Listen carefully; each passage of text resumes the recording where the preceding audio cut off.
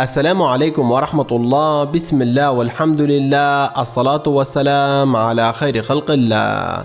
في هذا الفيديو سنعرض لكم عددا من الأخطاء الفاضحة التي ظهرت في إحدى مسلسلات السورية الزمن البرغوث. مسلسل زمن البرغوث هو مسلسل بيئة شامية من إخراج أحمد إبراهيم الأحمد وتأليف محمد الزيد.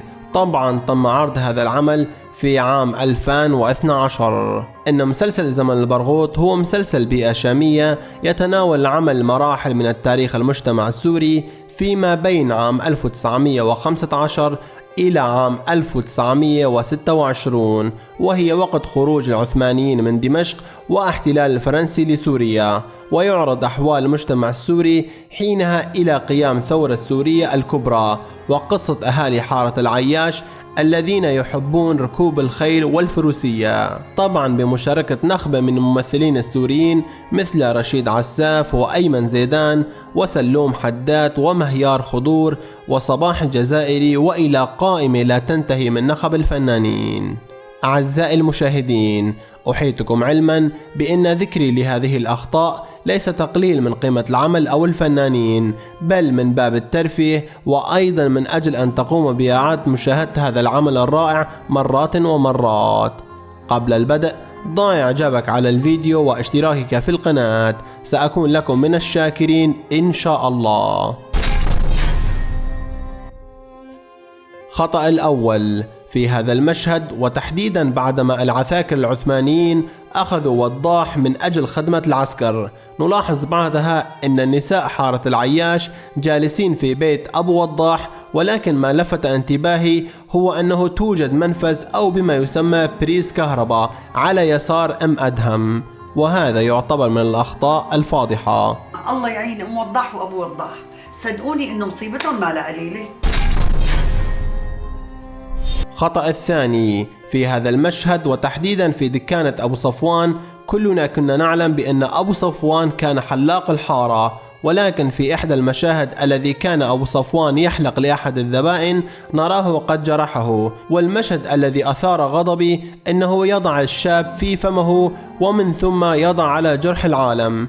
أروني رأيكم في التعليقات، هل هذا المشهد مضحك أم سخرية؟ كأنه الجرح عم ينزف. شو هالحكي؟ ايه بسيطة عمي بسيطة، هلا بحط لك شوية شبة وهيك قطع النزيف. خطأ الثالث في هذا المشهد، وتحديدا في فترة التي جاء خبر وفاة وضاح من قبل ياسين، وتحديدا عندما كان شهر العياش يسأل عن حال وضاح من ياسين، نراه يخطأ في الكلام ويطلق على العقيد شاهر باسم أبو نمر، وكلنا نعلم أن أبو نمر هو نفسه وضاح، وهذا يعتبر من الأخطاء الفاضحة، لأن الأمر كان يتطلب مزيد من التدقيق. لا إله إلا الله. يا ابو نمر، يا ابو نمر، يا ابو نمر، انا عم اتهرب من وش عمي ابو وضاح مشان ما يدرى مني. خطأ الرابع في إحدى المشاهد من مسلسل زمن البرغوث، نلاحظ أن سلمى تنكسر ساقها، سلامتي، ولكن بعد عدة مشاهد نلاحظ أنها ترقص في إحدى المناسبات،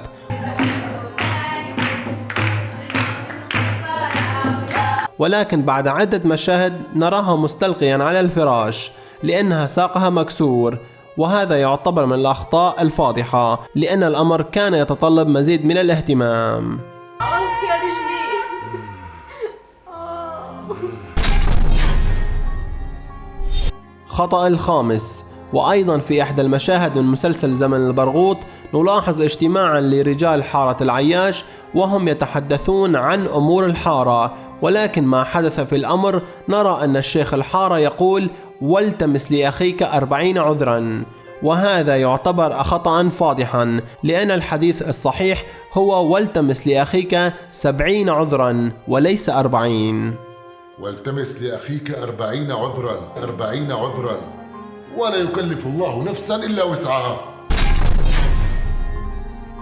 خطأ السادس في هذا المشهد، وتحديدا بعدما أبو صفوان أصبح مختار حارة العياش، نلاحظ في إحدى المشاهد أن صفوان يطلب من أباه ختم المخطرة، ولكن يا أعزائي المشاهدين نرى أن أبو صفوان يخرج الختم من جيبه دون حبر. صحيح يا بي، لختم المختار وينه ما لقيته. هاي الختم شرف يا بشرف، بس بيطلع لنا لحسة اصبع. ها وأيضا نلاحظ أن صفوان يختم على الورقة دون حبر، وهذا يعتبر من الأخطاء الفاضحة. ان شاء الله بيبروني هالشوارع. طول عمرك ابو ضايق.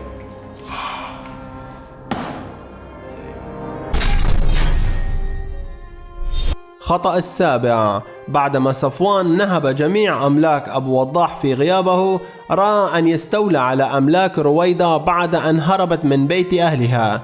ولكن في إحدى المشاهد نلاحظ أن صفوان يأخذ أخته عوضا عن رويدة من أجل أن تبصم على أوراق ملكية مزيفة، ولكن ما حدث في الأمر بأنها تبصم بيد الأيمن، وهذا يعتبر من الأخطاء الفاضحة. تفضلي ابصمي لي. وين؟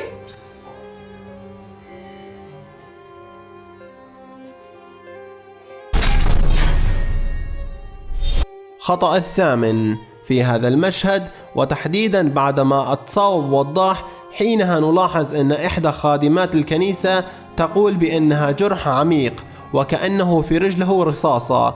الجرح غميق كتير، كأنه في رصاصة برجله، لازم نطالعها. لا أنا بطالعها، أنت بس هلأ لفي لي إياها مشان يوقف النزيف وخليني روح. وبعد مشهد نراها تقول لرويدة إنه سليم ومعافى لا بأس به، وأبونا بعت لي خبر مشان روح ضمد له جرحه، وإن شاء الله جرحه مو كبير.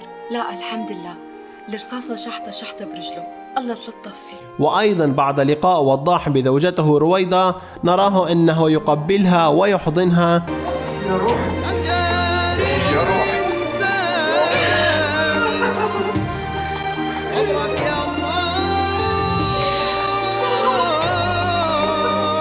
ولكن ما أثار غضبي أنها تمنع وضاح أن يلمسها لأنها على عصمة صفوان، وهذا يعتبر من الأخطاء الفاضحة لأن الأمر كان يتطلب مزيد من الاهتمام.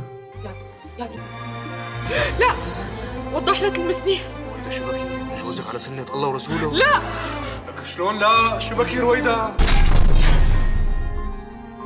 خطأ التاسع: وأيضا في إحدى المشاهد من مسلسل زمن البرغوث نلاحظ اجتماعا لرجال حارة العياش أمام دكان أبو فخري.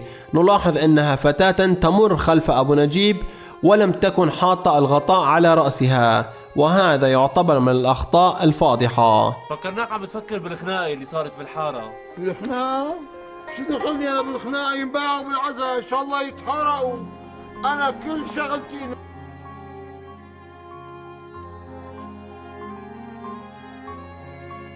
قبل الختام ضع إعجابك على الفيديو واشتراكك في القناة، سأكون لكم من الشاكرين إن شاء الله. دمتم في أمان الله وسلام.